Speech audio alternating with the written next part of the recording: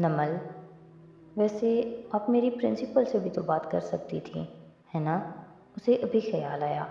میں نے مسئلہ حل کرنے کا وعدہ کیا تھا، مسز یاسمین کو تمہارا دشمن بنانے کا نہیں۔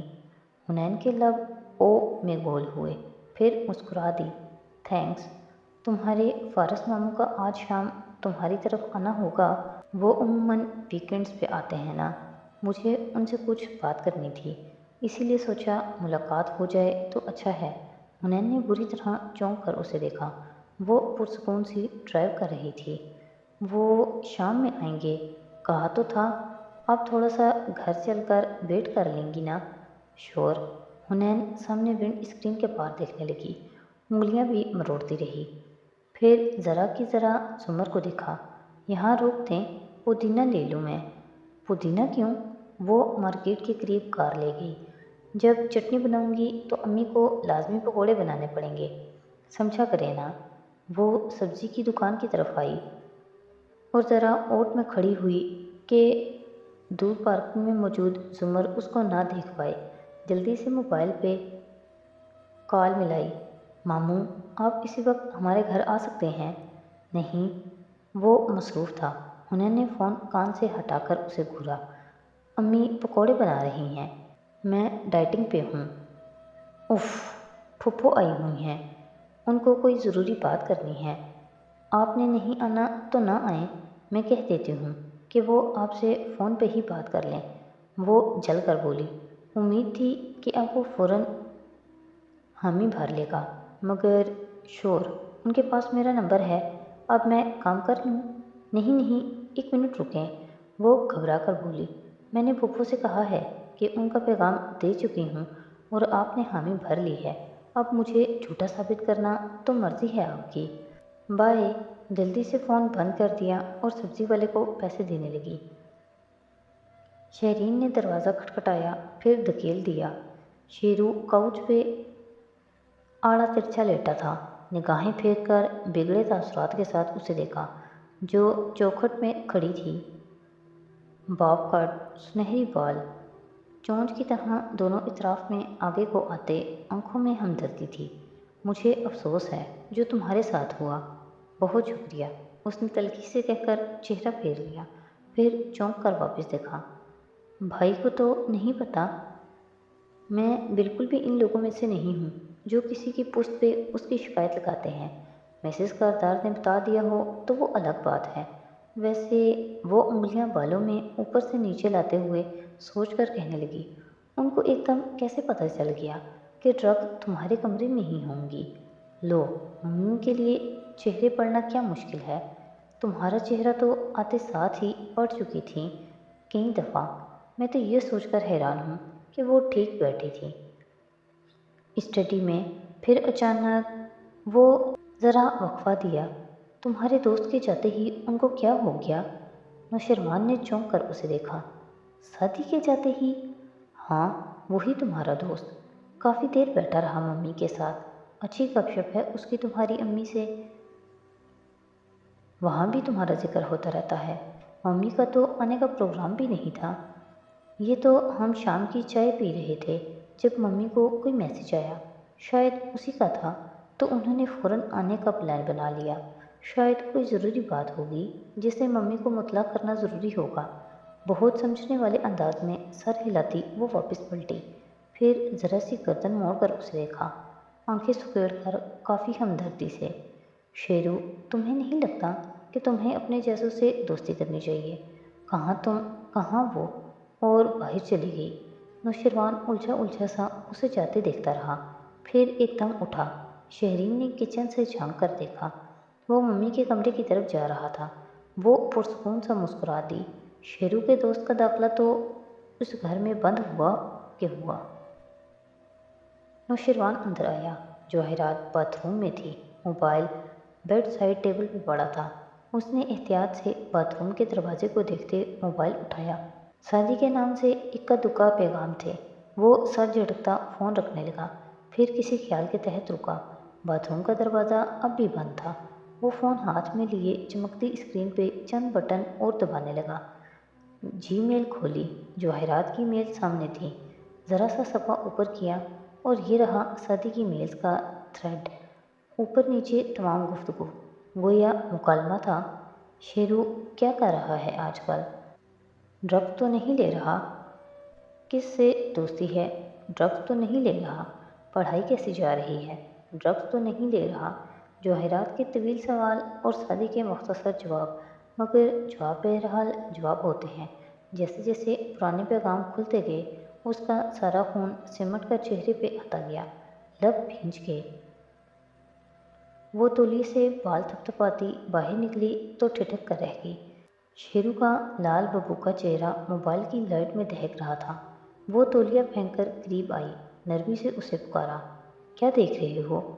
اس نے شعلہ بار نگاہیں اٹھائیں، اسکرین سامنے لہرائی۔ جواہرات نے اسکرین کو نہیں دیکھا، وہ بے چینی سے اس کا چہرہ دیکھ رہی تھی۔ وہ میری جاسوسی کرتا تھا آپ کے لیے۔ شیرو، تم دوبارہ ڈرگس نہیں لو گے، تم نے مجھ سے وعدہ کیا تھا۔ اس نے شیرو کا بازو تھاما۔ نہیں لوں گا، نہیں لوں گا، کتنی دفعہ بتاؤں، مگر اسے میں نہیں چھوڑوں گا۔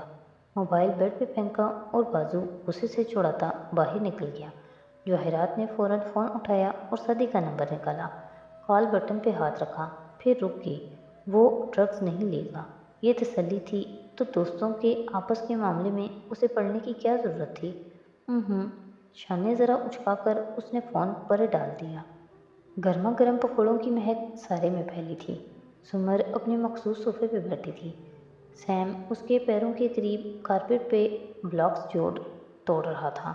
حنین کافی پرجوش سی برتن لگا رہی تھی۔ سمر کو دیکھتی تو شرما کر مسکرا دیتی، وہ بھی مسکرا دیتی۔ فارس بھی ابھی آیا تھا اور سوائے سلام کے کچھ نہیں بولا تھا۔ سلام نے بھی وقفہ دیا کہ زمر کی لونگ دیکھ کر وہ ذرا سا رکا تھا، پھر ریموٹ اٹھا کر چینل بدلنے لگا۔ آفس سے آیا تھا، کوٹ ٹائی سب ہٹ گیا تھا۔ یہ اچھی لگ رہی ہے۔ نظرت کچن سے ادھر آئی تو صوفے سے کچھ اٹھاتے ہوئے زمر کی بدلی ہوئی لونگ دیکھی۔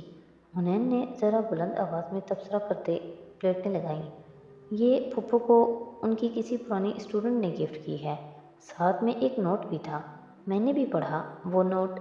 ویسے پھپھو آپ نے اس کی لکھائی نہیں پہچانی؟ ماموں لیں نا۔ ساتھ ہی ماموں کو پلیٹ پکڑائی۔ اس نے بنا کسی تاثر کے سنجیدگی سے پلیٹ لے کر سائیڈ پہ رکھ دی۔ پکوڑے ابھی کڑاہی میں ہی تھے۔ نہیں، اتنا پیپر ورک ہوتا ہے، پہچاننا مشکل ہوتا ہے، زمر سادگی سے ندرت کو قدرے آہستہ آواز میں بتا رہی تھی۔ ندرت دوبارہ کچن میں آئیں تو حنین ساتھ چلی آئی اور کچن کا لاؤنج میں کھلتا دروازہ بند کر دیا۔ کڑاہی میں پکوڑا ڈالتی ندرت نے مڑ کر اسے دیکھا، دروازہ کیوں بند کیا؟ تاکہ ہیرو ہیروئن سے اپنے پروپوزل پہ تبادلہ خیال کر لے اور آپ درمیان میں انٹری نہ دے۔ دھواں لاؤنج میں جا رہا تھا۔ ایگزاسٹ لا کر آستین موڑتی وہ چٹنی بنانے کھڑی ہو گئی۔ آج تم اس منہ کمپیوٹر اور علیشا کو چھوڑ کر کچن میں گھسی ہو، حیرت ہے۔ امی کی شکایت نظر انداز کر کے وہ سر جھکائے مسکراتے ہوئی چٹنی کوٹنے لگی۔ لاؤنج میں ٹی وی کا شور تھا یا سیم کی خود سے کی جانے والی باتیں۔ مجھے آپ سے کچھ بات کرنی تھی فارس، قدرے تذبذب سے اس نے آغاز کیا۔ ریموٹ رکھ کر رخ اس کی طرف کیا اور سنجیدگی سے دیکھا۔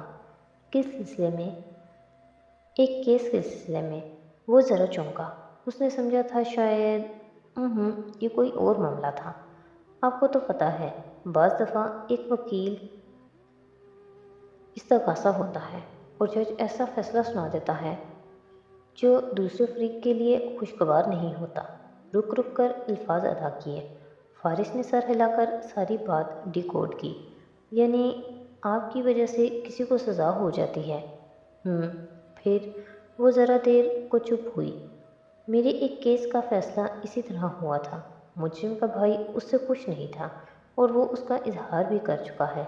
یعنی اس نے آپ کو دھمکیاں وغیرہ دی ہیں؟ آگے؟ جی، آپ جانتے ہیں ہمارے خاندان میں آپ معاملہ گھر تک نہیں لے جانا چاہتے، باہر ہی باہر حل کرنا چاہتے ہیں۔ اس دفعہ فکرہ ہی نہیں پورا ہونے دیا۔ وہ گہری سانس بھر کر رہ گئی۔ میں چاہتی ہوں کہ یہ معاملہ وہ رک گئی۔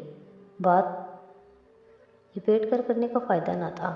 وہ شخص اسکول کی ٹیچر نہیں تھا، جس سے وہ پر اعتماد دھونس سے پیچھا چھڑا سکتی تھی۔ اگر میں آپ کے ڈپارٹمنٹ میں اس کی شکایت درج کرواؤں تو اس شخص کی ہراسمنٹ روکنے کا طریقہ کار کیا ہوگا؟ کوئی مسئلہ نہیں۔ وہ پیچھے ہو کر بیٹھا، کان کی لو رگڑتے ہوئے لاپرواہی سے شانے اچکائے۔ میں ڈائریکٹر سے بات کر لوں گا، ہماری وین اسے پک کر لے گی۔ 2-4 ہاتھ لگیں گے تو دماغ درست ہو جائے گا اس کا۔ زمر کی آنکھیں بے یقینی سے پھیلی، فوراً نفی میں سر ہلایا۔ نہیں پلیز، میں تشدد پہ یقین نہیں رکھتی۔ یہ مسئلہ بات چیت سے حل ہو سکتا ہے۔ سب کے اندر اچھائی کا عنصر ہوتا ہے، ہمیں صرف اسے باہر لانے کی ضرورت ہوتی ہے۔ آپ 2 گھنٹے کے لیے اسے میرے لڑکوں کے حوالے کر دیں، ساری اندر کی اچھائی باہر آ جائے گی۔ پھر اس کے تاثرات دیکھ کر ٹھہر گیا۔ اس سے پہلے کہ وہ اسے یہ ذکر بھول جانے کا کہہ دیتی، وہ قدرے نرمی سے بولا، ٹھیک ہے، بات کر لیتے ہیں پھر، میں مل لوں گا اس سے۔ مرد کا بات کرنا اور ہوتا ہے۔ اوکے، اس نے سر ہلایا اور تسلی ہوئی۔ وہ آدمی آج کل کوٹ آتا ہے، روز اپیل کے چکر میں۔ اگر آپ صبح آ جائیں تو میں دکھا دوں گی۔